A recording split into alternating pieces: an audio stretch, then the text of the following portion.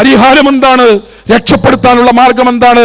നിങ്ങളുടെ വീടുകളിൽ നിന്ന് അക്ഷരാഭ്യാസത്തിനു വേണ്ടി പാഠശാലകളിലേക്ക്, സ്കൂളുകളിലേക്ക്, കോളേജുകളിലേക്ക് പെൺകുട്ടികൾ പോകുന്നുണ്ടല്ലേ? മാതാപിതാക്കളെ, സ്വസ്ഥത എന്തുകൊണ്ടാണ്? ബേജാറില്ലാത്തത് എന്തുകൊണ്ടാണ്? ആശങ്കയില്ലാത്തത് എന്തുകൊണ്ടാണ്? ഈ സമൂഹത്തെ രക്ഷപ്പെടുത്താനുള്ള മാർഗം എന്താണ്?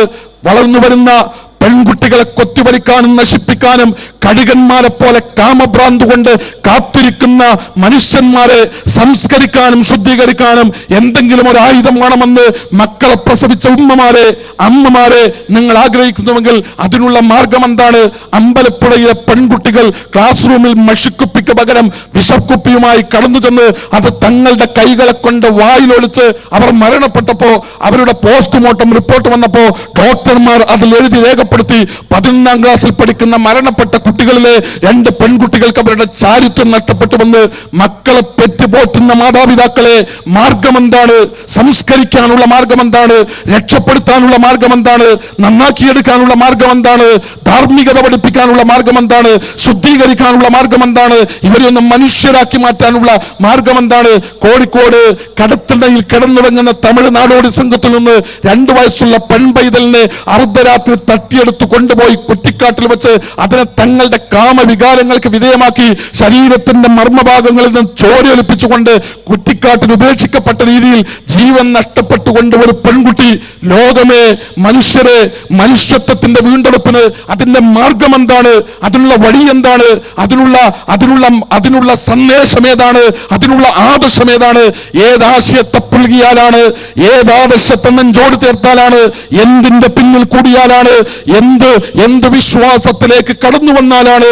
എന്ത് വിശ്വാസത്തിലേക്ക് ഉയർന്നു വന്നാലാണ് നമുക്ക് മനുഷ്യരായി മാറാനാവുക? നമുക്കൊന്ന് നന്നാവാനാവുക? നമുക്ക് നമ്മളെ ശുദ്ധീകരിക്കാനാവുക? നമുക്ക് സംസ്കാരം ഉണ്ടാവുക? അതെങ്ങനെയാണ്? അതെവിടെ നിന്നാണ്? അതെന്ത് സ്വീകരിച്ചാലാണ്? ഒരു കാര്യം ഞാൻ നിങ്ങളോട് പറയാം. അബൂ തൽഖത്തുൽ അൻസാരിയുടെ കള്ള് ഷോപ്പ് സ്വന്തം കൈകളെ കൊണ്ട് തച്ചുളച്ച്, കള്ള് വീപ്പകൾ തച്ചുളച്ച് മദീന തെരുവുകളിലൂടെ ഒടുക്കിക്കളഞ്ഞ് ഫഹല്ലൻതും മുന്തഹൂൻ എന്ന് ചോദിക്കുമ്പോ ഇന്തഹൈന, ഞങ്ങളിതാ അവസാനിപ്പിച്ചു റബ്ബേ എന്നുത്തരം പറഞ്ഞുകൊണ്ട് ഇന്നലെ വരെ കള്ളിന്റെ ചഷകങ്ങൾ ചുണ്ടിൽ നിന്നെടുക്കുന്നതിന് അങ്ങേയറ്റത്തെ മനോവിഷമം പ്രകടിപ്പിച്ച ആളുകൾ മുഴുവൻ ഇല്ല, ഞങ്ങൾ അതിലേക്ക് മടങ്ങില്ലെന്ന്. കാരണം ഞങ്ങളെ സൃഷ്ടിച്ച രക്ഷിതാവ് അവനിറക്കിയ വേദഗ്രന്ഥത്തിലൂടെ ഫഹല്ലൻതും മുന്തഹൂൻ അവസാനിപ്പിക്കാനായില്ല നിങ്ങൾക്ക് എന്ന് ചോദിച്ചപ്പോ അതേ റബ്ബേ, ഇന്തഹൈന, ഞങ്ങളിതാ നിർത്തി റബ്ബേ. പ്രപഞ്ചത്തിന്റെ രക്ഷിതാവേ എന്ന് പറയുന്ന ഒരു ജനതയെ സൃഷ്ടിച്ച ഒരു ഗ്രന്ഥം ലോകത്തുണ്ടെങ്കിൽ ഇതാ ധാർമ്മികതയുടെ വീണ്ടെടുപ്പ് പ്രതീക്ഷിക്കുന്ന ലോകമേ, ആ ഗ്രന്ഥം കൊണ്ട് മാത്രമേ, ധാർമ്മികതയുടെ സംസ്ഥാപനം പ്രതീക്ഷിക്കുന്ന ലോകമേ, ആ ഒരു ഗ്രന്ഥത്തിന്റെ അക്ഷരങ്ങളെ കൊണ്ടും ആശയങ്ങളെ കൊണ്ടും മാത്രമേ നമ്മുടെ ലോകത്തെ നന്നാക്കിയെടുക്കാനും ശുദ്ധീകരിക്കാനും സാധ്യമാകൂ. നിങ്ങൾക്കത് തിരിച്ചറിയാൻ പറ്റണം. കുറ്റവാളികൾ കൂടുന്ന ലോകത്ത്, സംസ്കാര വിരുദ്ധമായ പ്രവർത്തനങ്ങളുടെ ആധിക്യത്തിന്റെ സർവേ റിപ്പോർട്ടുകൾ വായിച്ച് ആവലാതിപ്പെടുന്ന ഒരു ലോകത്ത് നമുക്ക് മാറാൻ എന്തുണ്ട് മാർഗമെന്ന് കൈമലർത്തി ചോദിക്കുന്ന ഒരു ലോകത്ത് ഇന്നഹാദൽ ഖുർആൻ യഹ്ദീ ലില്ലതീ ഹി അഖ്വം.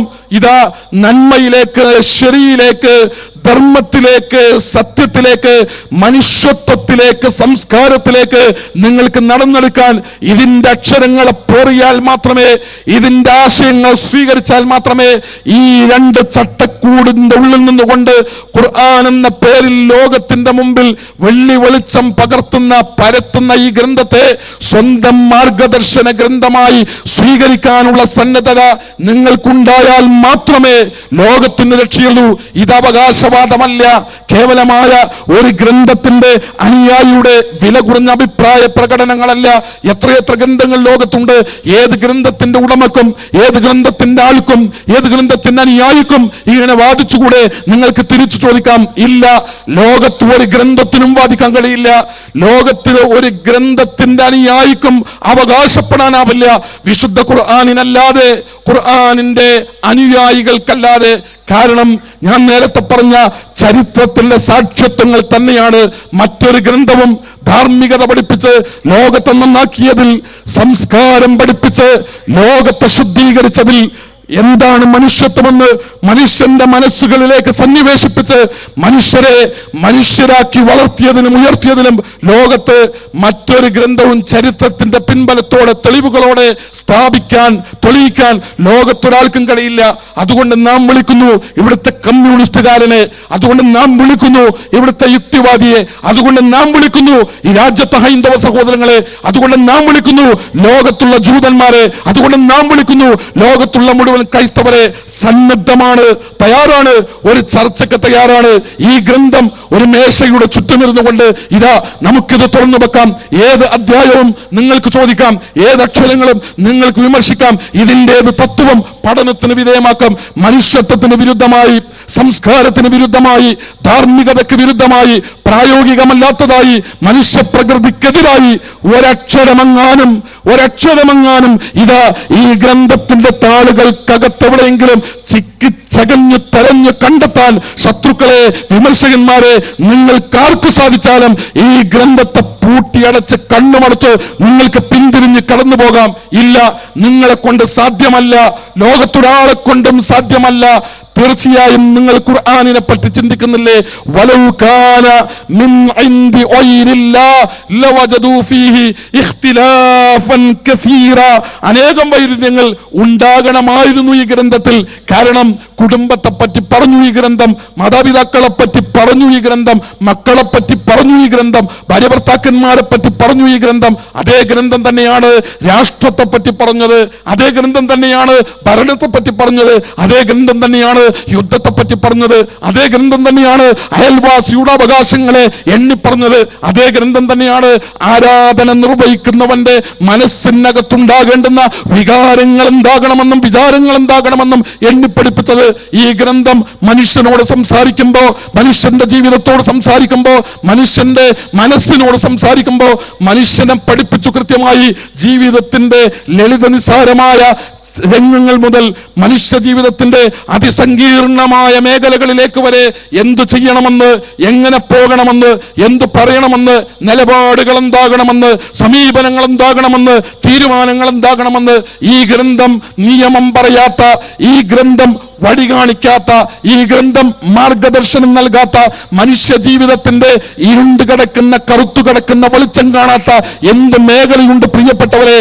ഇതെന്തേ നമുക്ക് ആലോചിക്കാൻ കഴിയാതെ പോയത്? ഇതെന്തുകൊണ്ടാണ് നമുക്ക് ചിന്തിക്കാൻ സാധിക്കാതെ പോകുന്നത്? ഇതെന്തുകൊണ്ടാണ് നമുക്ക് അന്വേഷിക്കാൻ കഴിയാതെ പോകുന്നത്? നിങ്ങൾക്കറിയില്ലേ, ലോകത്ത് ഓരോ സെക്കൻഡുകളിൽ നടക്കുന്ന പരീക്ഷണങ്ങൾ അതൊരു വലിയ പാഠങ്ങളായിട്ടാണ് ലോകത്തിന്റെ മുമ്പിൽ അവതരിപ്പിക്കുന്നത്. വിശുദ്ധ ഖുർആനിന് ലോകത്തുണ്ടാകുന്ന ദുരന്തങ്ങളെ പറ്റി പോലും വേറിട്ടൊരു കാഴ്ചപ്പാടുണ്ട്. നിങ്ങളത് ശരിക്കും മനസ്സിലാക്കണം, മനസ്സിരുത്തി ചിന്തിക്കണം. പ്രകൃതി ദുരന്തങ്ങൾ എന്ന് പേരിട്ട് നാം വായിക്കുന്ന, എണ്ണി വായിക്കുന്ന ലോകത്തിന്റെ ദുരന്തങ്ങൾ ഉണ്ടല്ലോ, ആയിരങ്ങളെയും പതിനായിരങ്ങളെയും ലക്ഷക്കണക്കിന് ആളുകളെയും ഒരു സെക്കൻഡ് കൊണ്ട് അവരുടെ ജീവൻ മുഴുവൻ നഷ്ടപ്പെടുത്തി, ജീവൻ മുഴുവൻ തട്ടിയെടുത്ത് ആ നാടിനെ മുഴുവൻ വെള്ളത്തിനടിയിലോ മണ്ണിനടിയിലോ പാറക്കടിയിലോ ആക്കി പ്രകൃതി ദുരന്തങ്ങൾ ഉണ്ടാക്കി, പ്രകമ്പനങ്ങൾ ഉണ്ടാക്കി. ഒരു ജനത അവിടെ ജീവിച്ചിട്ടില്ലാത്തതുപോലെ, ഇന്നലെ കുറെ ആളുകൾ അവിടെ വസിച്ചിട്ടില്ലാത്തതുപോലെ പല രാജ്യങ്ങളെയും മാറ്റിമറിക്കുന്നത് ഇന്നും ഇന്നലകളിലുമായി വരെ ലോകത്തിന്റെ വിവിധ ഭാഗങ്ങളിൽ നിന്ന് ഞാനും നിങ്ങളും കേൾക്കുന്നുവല്ലേ?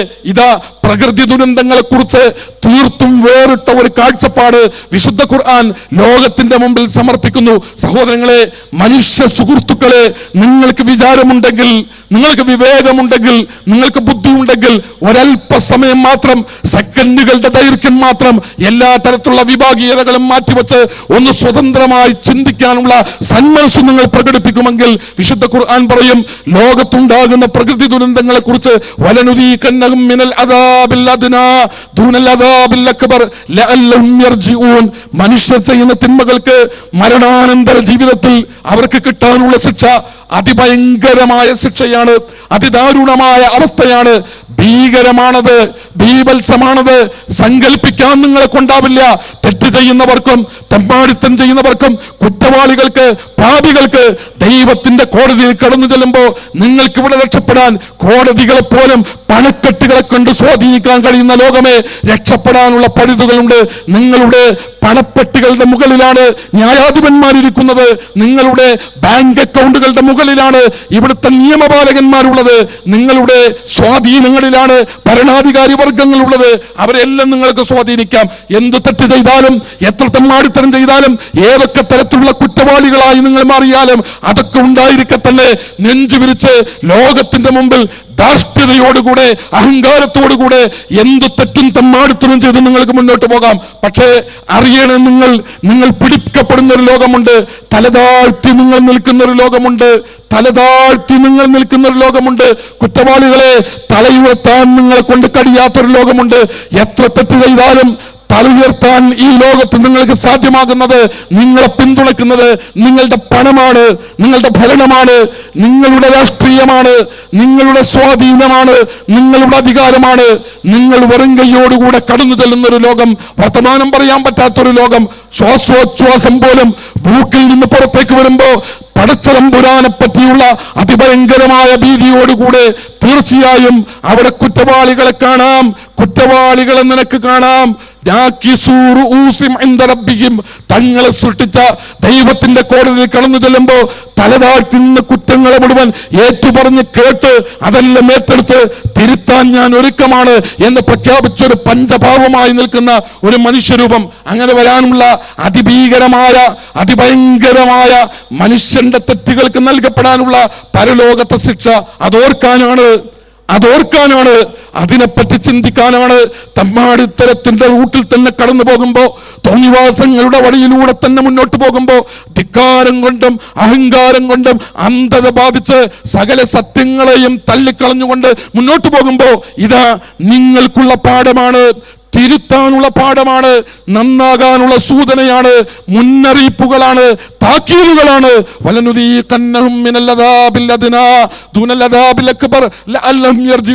അറിയില്ല നിങ്ങൾക്ക്, ജപ്പാനിലെ ജനതക്ക് ഇന്നലെ അവരുടെ കൈകളിൽ അത്യാധുനികമായ ശാസ്ത്രമുണ്ടായിരുന്നു, അവരുടെ കൈകളിൽ സാങ്കേതിക വിദ്യ ഉണ്ടായിരുന്നു, അവരുടെ കൈകളിൽ ലോകത്തിന്റെ പണത്തിന്റെ സമ്പത്തിന്റെ ചുക്കാനുണ്ടായിരുന്നു, അവരുടെ കൈകളിൽ ലോകത്തിന്റെ വ്യാപാരത്തിന്റെ അധികാര കേന്ദ്രങ്ങൾ ഉണ്ടായിരുന്നു. ഈ ലോകത്തിന്റെ ഏത് മുക്കുമൂലകളിലും ഏതൊരു മനുഷ്യനും ഏതൊരു ഉൽപ്പന്നം വാങ്ങുമ്പോൾ മേഡ് ഇൻ ജപ്പാൻ, ജപ്പാൻകാരന്റെ ഉൽപ്പന്നമാണ് എന്നറിഞ്ഞാൽ കയ്യിൽ നീട്ടി സ്വീകരിക്കുന്ന ഒരവസ്ഥ ഇന്നലെ വരെ ഉണ്ടായിരുന്നു. ഇന്നിതാ ലോകരാഷ്ട്രങ്ങളുടെ തീരുമാനം നിങ്ങൾക്കറിയുമോ? ജപ്പാന്റേതാണെങ്കിൽ എന്റെ രാജ്യത്തേക്ക് വേണ്ടതുണ്ട്, ജപ്പാന്റേതാണെങ്കിൽ എന്റെ രാഷ്ട്രത്തിൽ അത് ആവശ്യമില്ലെന്ന്, ജപ്പാന്റേതാണെങ്കിൽ എന്റെ നാട്ടിലേക്ക് അത് കടത്തിക്കൂടുന്ന്, കപ്പലുകളെ തിരിച്ചയക്കണമെന്ന്, ഉൽപ്പന്നങ്ങളെ തിരിച്ചയക്കണമെന്ന്.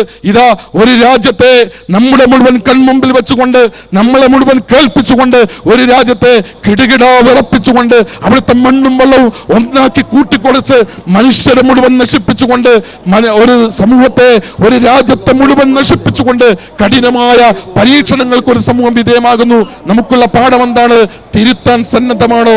ഏതെങ്കിലും ഒരു രാജ്യത്തിനോ ഏതെങ്കിലും ഒരു രാഷ്ട്രത്തിനോ ഏതെങ്കിലും ഒരു പ്രദേശത്തിനോ ദൈവം തമ്പുരാൻ പ്രപഞ്ചത്തിന്റെ രക്ഷിതാവ് പ്രത്യേകമായി ശാപം നൽകാറില്ല, പ്രത്യേകമായ ശിക്ഷ നൽകാറില്ല. ഏതെങ്കിലും ഒരു പ്രത്യേക നാടിനോടും നാട്ടുകാരോടും അള്ളാഹുവിന് പ്രത്യേക മമതയോ, ഏതെങ്കിലും ഒരു നാടിനോടും നാട്ടുകാരോടും അള്ളാഹുവിന് പ്രത്യേക ദൈവം തമ്പുരാന് പ്രത്യേക വിരോധമോ ഇല്ല. നശിപ്പിക്കപ്പെടുന്നതെന്തേ? ശിക്ഷ ഇറങ്ങുന്നതെന്തേ? പരീക്ഷിക്കപ്പെടുന്നതെന്തേ? പ്രകൃതി ദുരന്തങ്ങൾ ഉണ്ടാകുന്നതെന്തേ? ഇതാ നന്നാവാനുള്ള പാഠമാണ്, നന്നായിക്കോ എന്ന സന്ദേശമാണ്, തിരുത്തിക്കോ എന്ന പ്രഖ്യാപനമാണ്, തിരുത്തിയേ പറ്റൂ എന്ന താക്കീതാണ്.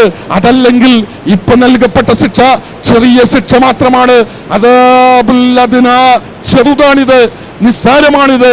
ദൃശ്യമാധ്യമങ്ങളിലൂടെ നിങ്ങൾ കാണുമ്പോ മൂക്കത്ത് വിരൽ വെച്ച് അയ്യോ എന്ന് പറഞ്ഞു പോകുന്നുവല്ലേ, അമ്പോ എന്ന് നിങ്ങൾ അത്ഭുതപ്പെടുന്നുവല്ലേ, വല്ലാത്തൊന്ന് എന്ന് നിങ്ങൾ ആശ്ചര്യപ്പെടുന്നുവല്ലേ. ഇത് ചെറുതാണ് മക്കളെ, ഇത് ചെറുതാണ്, ഇത് നിസ്സാരമാണ്. വരാനിരിക്കുന്ന ശിക്ഷയേക്കാൾ ലഘുമാത്രമാണിത്. അതുകൊണ്ട് തന്നെ ചിന്തിക്കണേ എന്നാണ്, മാറണേ എന്നാണ്, തിരുത്തണേ എന്നാണ് വിശുദ്ധ ഖുർആൻ ലോകത്തോട് ആവശ്യപ്പെടുന്നത്. മാറാൻ നിങ്ങൾ ഒരുക്കമാണെങ്കിൽ എന്തിനു മാറണമെന്ന്, എങ്ങനെ മാറണമെന്ന്, എന്തിലേക്ക് മാറണമെന്ന് അവിടെയാണ് ഖുർആനിനെ നിങ്ങളുടെ മുമ്പിൽ അവതരിപ്പിക്കുന്നത്. ഇതാ ഇതിന്റെ അക്ഷരങ്ങളാണ് നിങ്ങളുടെ വഴികാട്ടി, ഇതിലെ ആശയങ്ങളാണ് നിങ്ങൾക്ക് വെളിച്ചം നൽകുക.